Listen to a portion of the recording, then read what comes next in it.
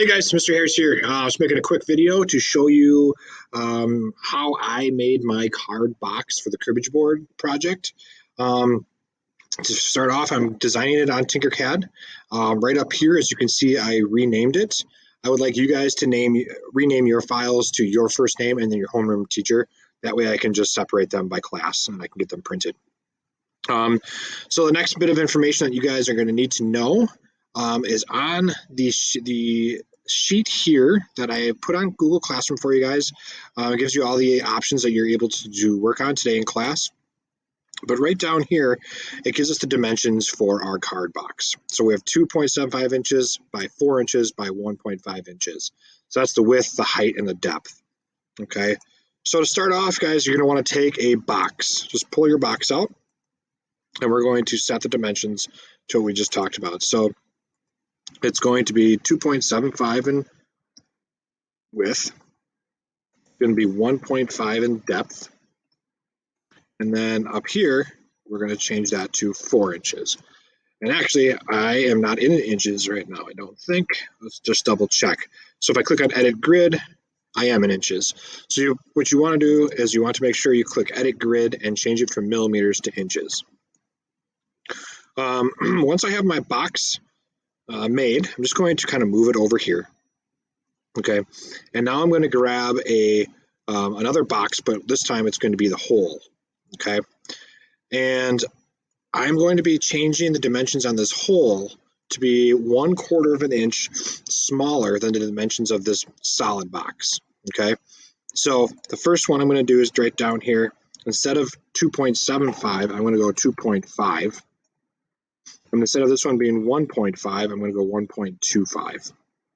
Okay, and then I'm going to just make it tall. This doesn't really matter because when we combine these two shapes together, the whole part will disappear. Okay, so now I really am almost done.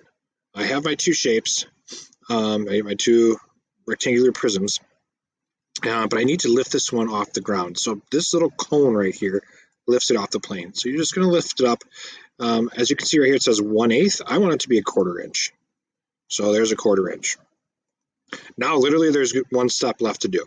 So I have my two shapes. One's lifted off the ground a little bit. I'm just going to highlight or select both of my shapes. I'm going to click on the Align tool right here. And I'm going to align them this way and this way. So they're going to be centered and centered. I don't want to align them this way because that'll just mess it up. So it's just these bottom two. So go ahead and click those. And now I can click off my box here. As you can see, it's almost a complete box. To get rid of the hole, I just select them again. I click Group. And now I have the first part of my card box. Okay. From here, you guys can add things to your card box. So you can import images that are either STL, OBJ, or SVGs. I have one that's already on, I don't know if I have one on this computer or not. Hopefully I do. Tree. Let's try this tree. Open it up. Okay. I always take the scale and I scale it down a bit.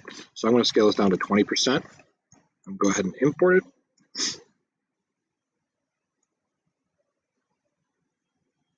And that might take a little bit. There it is. I'm going to move this box out of the way. And now if you guys wanted to decorate your box, you could take this and turn it, turn it up and then spin it around again this way. It's not going to be perfect right now because I'm running out of time on my video. But anyway, you could put an image on, shrink it up, and put it on your box. So you can shrink it. We'll just go by 2. And the height 2 as well. Okay, it's obviously not the best. Only have 26 seconds left, but you could then raise this up and have it on your box as a picture. All right, I'm going to make another video to show you how to make the top.